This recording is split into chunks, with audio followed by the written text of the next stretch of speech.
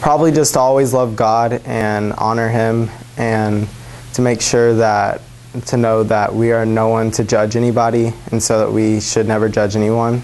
So probably that. Was when we would leave the house as teenagers, she would always tell us to remember who we are and what we stand for. To never give up on people who are being rough to you.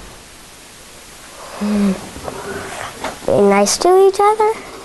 My mom instilled it in me that I needed to be self-sufficient and be able to take care of myself and my family. She tells me to not fight my brother. The one lesson my mom taught me in life would be always be a gentleman in front of a lady. My mom always told me to wear a slip, which I think was code for try and have some class. You know, my mom was not very big about kind of spelling out life lessons or really talking about them. She really lived by example. And I would have to say that probably the greatest example she was for me was to always be there for your friends and family. She was a very giving woman of her time, and I've always appreciated that, and I like to feel like I've learned that and be able to live that example that she set for me. Listen, my son, to your father's instruction, and do not forsake your mother's teaching. My son, keep your father's commands, and do not forsake your mother's teaching. Bind them upon your heart forever. Fasten them around your neck. When you walk, they will guide you. When you sleep, they will watch over you. When you awake, they will speak to you. For these commands are a lamp, this teaching is a light, and the corrections of discipline are the way to life.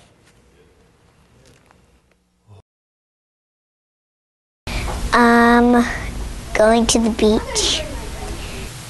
My favorite memory of my mom is when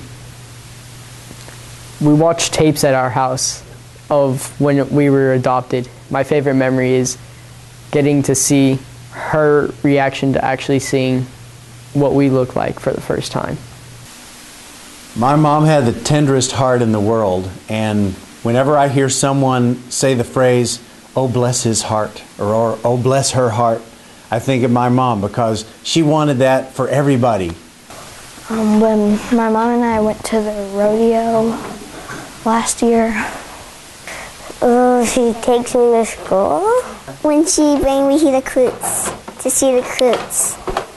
My favorite memory would have to be my mom was a school teacher, and at the end of the day, we, as most school teachers do, they stay later and work in their classrooms, and I was able to go in her classroom and pretend to be the teacher and use the chalkboard and have my own students, and we would play school together.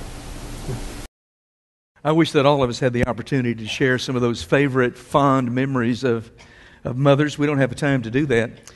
If I was to live, we all have things that we remember about our moms, right? Things that just stand. Some things you don't even know why you remember it, right?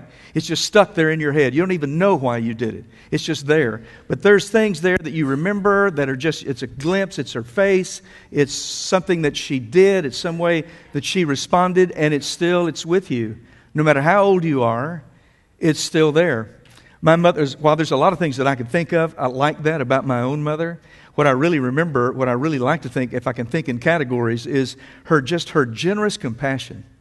There was a way she could soothe. I always wanted to be like my dad, but I didn't want to be too far away from my mom. Do you know what I'm talking about? Even as a pretty big kid, I was that way. And that generous compassion and her love, she would sing. The house was just filled with singing. She had this great, sharp sense of humor that just made life fun. And you know what? I was blessed to grow up in a home, like a lot of you, grow up in a home where I knew that I was loved. There was no doubt about that. I knew that I was loved. I knew that my parents loved me and cared about me, and I knew that really I was the prince in that house. There's not any doubt about that. I know it. That's the way it was. But I also know that that's not everybody's story. Not everybody can say that. And I don't want to tell you that my life was perfect, that everything about it was perfect. It was not. My parents are just as fallen as anybody else's parents, and I bear some of those scars and some of those wounds that I carry through my life, just like you do, and just like my kids do, because they grew up in mine and Karen's house. That's just the way that it is. We just do that. But I want to tell you, for the most part, I was so blessed, incredibly blessed, and not everybody can say that. In fact, for some folks, a really tough day of the year is Mother's Day. And the response to some folks, even some folks that are in this room right now, their response is, "What? Are you kidding me?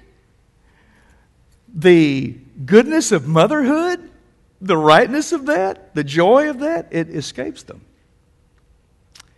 And for some folks in this room, the hardest command in the world to keep is honor your mama. Because down in their soul, and maybe it's in your soul this morning, there's that question, or there's that notion, yeah, but my mother doesn't deserve that.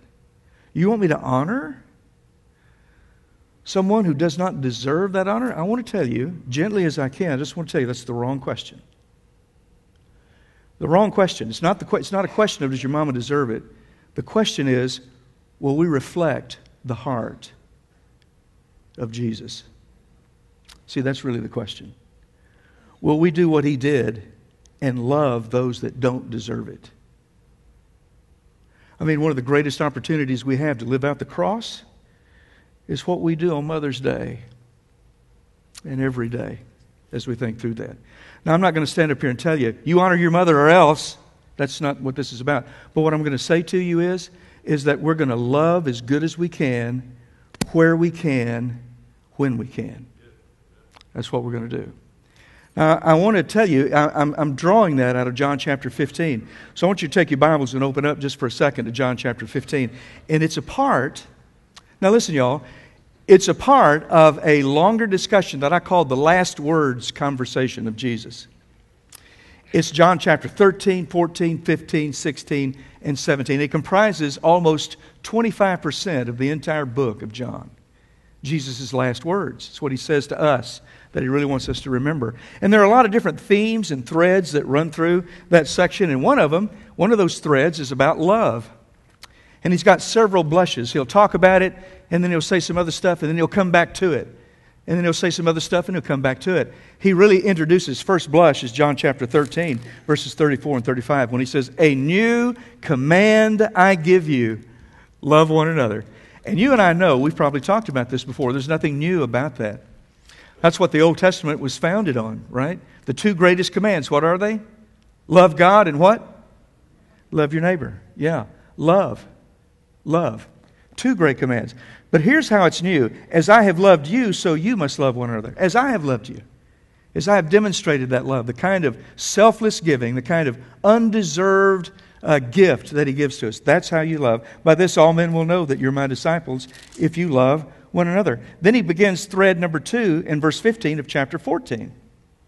If you love me, you'll obey what I command. He says that 6 times that last evening of His life on earth. He says it different ways, but He says that idea 6 different times. Obedience is at the heart of my love. Then He comes down to third blush. Blush number 3 is chapter 15 starting in verse 9. He kind of ties it up and puts a bow on it, all right? And says some things by way of summary that speaks to us. As the Father has loved me, so I have loved you. I'm just going to pause here for a minute. Let those words just sort of drift down over the top of us and into your soul.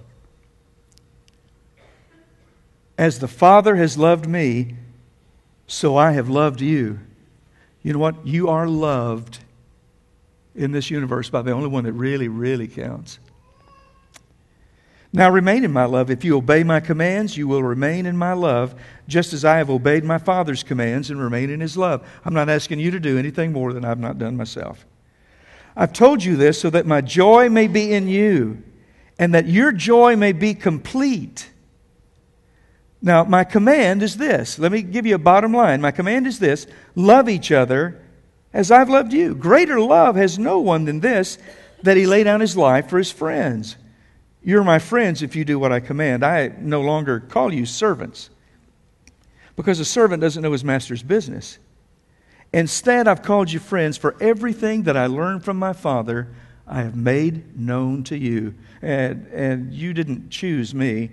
I chose you and appointed you to go and bear fruit. That's the heart of that obedience thing, fruit that will last. Then the Father will give you whatever you ask in my name. Once again, let's just kind of let those words. Then the Father will give you whatever you ask in my name. This is my command. Love each other. Now, who does that include? Does that include Sister Complainer?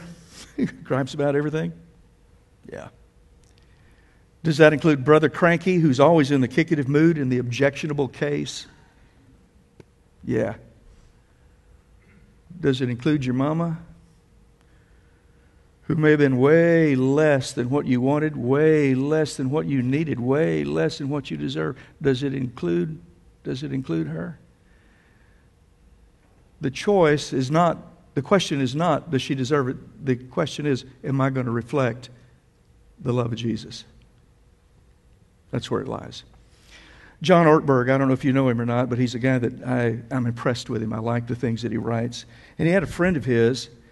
He said he's an incredible guy. He was just horribly wounded, horribly scarred by one person, really, his mother. There was not a father figure in his life, though she had married 5 times. He had 5 dads all through the space of time, but none of the marriages lasted very long because she was selfish, she was self-centered, she was self-serving. There was nothing about her that was attractive, and she spent really very little time with her kids. She did not invest in her children, and every one of her children, and she had a number of them, every one of them hated her. Wasn't anything no good they could derive from her at all. And this young man was really, really wounded, really, really hurt because of that. Well, as time went on, it turns out his mother suffered from a degenerative muscular disease. And gradually, that disease took over and nearly overwhelmed every physical capacity that she had. And there was nobody that wanted to take care of Mama. None of the other kids, none of her former husbands, nobody wanted to be near her. But this friend of John Ortberg's made a decision. It's not about who deserves, it's about who's going to love. So he took her, now just imagine this, he took her into his own home and he took care of her. He fed her with a spoon, he combed her hair, he cleaned up after all of her messes, and the only thing she did was moan and groan incessantly. And even though you might not have been able to make sense out of all of it, it was a complaint because that's all she ever did. Nothing was ever right. Can you imagine what that guy went through? I don't know how he did it, to be honest with you. And one day, at long last, the old girl died. 16 people showed up at her funeral, that's all. None of them were her kids. None of them former husbands. And it fell to this one young man, not so young anymore, but this one man to take care of all of that. So here's what he did. He handled the whole funeral service, and he brought up a little tape recorder, a little toy tape recorder. I don't know why he still had it, how it was that he still had it, but he got it. His mother had given it to him one year for Christmas, and there was a song on there that his mother and he had sung together, a Christmas carol, and he played that at the funeral. And then he talked about how she loved Christmas. And he talked about how she used to love to sing when he would play the guitar. Now, did he love her perfectly? No. But he loved her when it was hardest. He loved her when it was the most difficult. And he remembered her with kind words. It's not a question of whether somebody deserves it. It's a question of whether or not we'll be the lover that Jesus was. And if I can, I want to say one little word here, just one little quick word. To mamas here this morning whose children are nowhere around because they're gone. And maybe they're still kind of around, but they're just not there. They're just not with you. You got a special hurt this morning. And I want to tell you, I just want to say, just speak in general terms. Can I just say a little word here? There may be a lot of things about him that you're upset with and a lot of things about him that you're bothered by. But let's focus on the right thing. That's just my word to you today. Let's just focus on the right thing. It's not that they're into drugs. It's not that, and as bad as that is, it's not that they are drink too much. It's not that they are promiscuous. It's not that they're homosexuals. It's not that they are any of those things. It's not that they're in a punk band or whatever it might be. Whatever it is, that's not it. But here's the deal. They just don't have Jesus clearly in focus. And I want you to know that. That's the real issue right there. Jesus is not clearly in focus. And do what you can do to reach out. Do what you can do to welcome them back. There's some things that you can't tolerate. I understand that. There are things that you draw a line and say, no, you can't. But when you can get them back, when you can have them into your home, you have them there. All right? Even if she comes back stinking like weed, spray her jacket with Febreze and wash the sheets the next morning, but you let her come back. And if she's pregnant, buy her folic acid. Get her to her 20-week ultrasound checkup. Keep her away from the abortionists. Love her. And even if he's spent every penny that you loaned him on women and booze and everything under the sun, don't give him any more money. But let him come back. And if he spent the last week or 10 days at his girlfriend's house or his boyfriend's house, say, don't do that anymore. Don't do that anymore. Come home. Listen, y'all, if there's any way that we can serve you, we want to do it together as a family. Can we serve? Let's do it together.